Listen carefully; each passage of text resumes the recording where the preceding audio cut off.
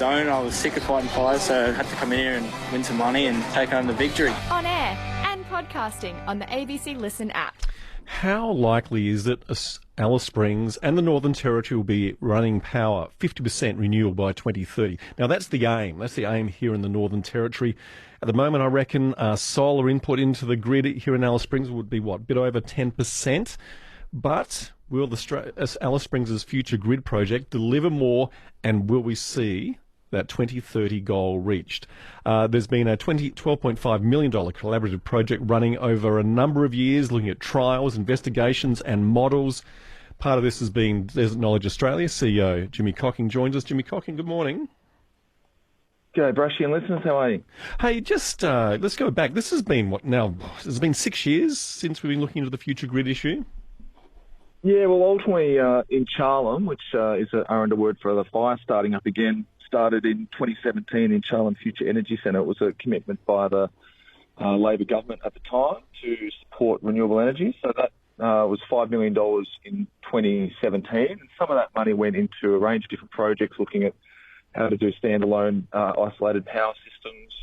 And then when there was $3 million of that was leveraged up with federal funding to be able to look at how we could transform our grid to get to 50% by 2030. And it's, before being involved in this project, I always thought it was just a matter of just putting in more solar, and that was just what we needed to do. But ultimately, it's a lot more complex than that. Also, the system that we've got, the power systems are generally made to have a one-way flow of electrons from a power source, from a generator, and then heading down power lines into our homes. But the installation of solar and the integration of utility scale renewable energy means that there's two-way flows and different variable flows of electrons at any one time. And so the system is getting to a point where we really need to look at ways to transition it, because with the amount of rooftop solar and the success of projects like Alice Solar City and those sorts of things have seen a big uptake of solar onto rooftops. And that's actually, it's great for the people who are putting it into the grid, and it's great for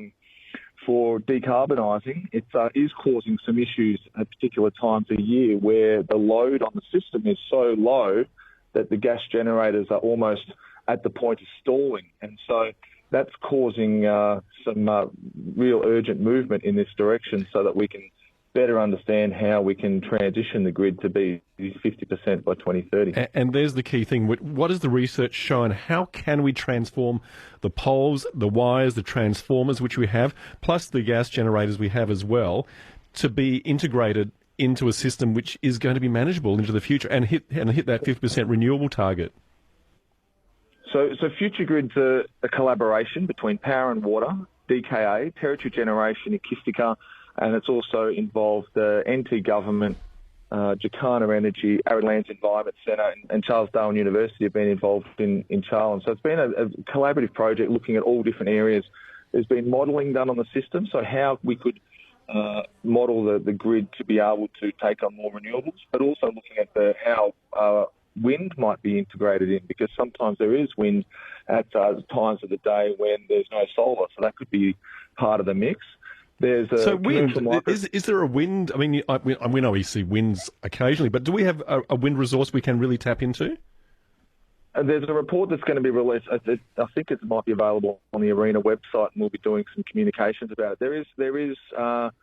There is enough there to consider it in the mix, and so there's been some of the modelling for the roadmap has included some integration of wind. Like, we're not looking at big scale wind farms, but there is an opportunity there where it could be part of the mix. Yeah. Okay. We've got 7 years to get to 2030. And now, obviously, a lot of players, TGen, Power and Water, yourselves are all involved in this. What is that roadmap going to look like? And do you reckon we can make 2030? Well, we can, but like with anything, it requires commitment and investment, and that's the key questions that are being had at the moment. So the roadmap will be finished. It's still like little bits being negotiated, but ultimately, I think we're up to draft 10 at the moment. But it's ultimately lays out 4 different scenarios for how we can get there. There's how do we get 50% by having more large-scale utility-scale solar, so similar to the Yatune power station. and with less kind of rooftop growth. Another scenario, looking at more rooftop solar and less utility scale, but then also looking at opportunities where we can have gas off and gas on, but also the synchronous generation, because the challenge is with solar power as opposed to big power stations is being able to maintain the frequency and the making sure that the voltage in the grid and the power system is able to function. So the 4 different scenarios have been looked at.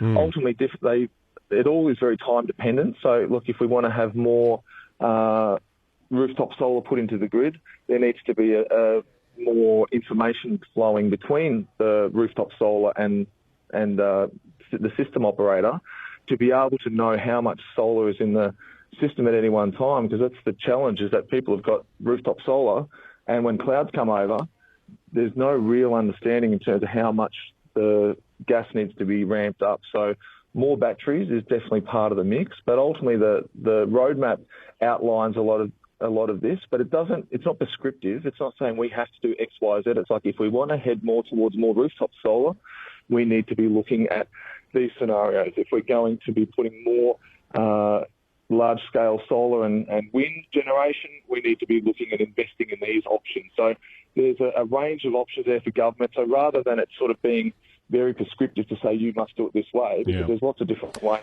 we can do it. What's the sort of investment we're looking at? I mean, say if we were to do any of these 4 scenarios, what sort of investment are we looking at? Oh, we're looking in the realm of there's a lot to be done. As far as this being negotiated at the moment with Power and Water, and the government still hasn't seen this, but there is a significant investment that's going to be required going forward between now, and that sort of runway of investment is going to be really critical to be able to plan the transition and transformation of our grid. Yeah. When can we see the report? Is that going to be out in the next few weeks? We have to finalise this whole project by mid-November. Okay. And then the report will it'll be one of those reports that will be delivered to government, and it'll be up to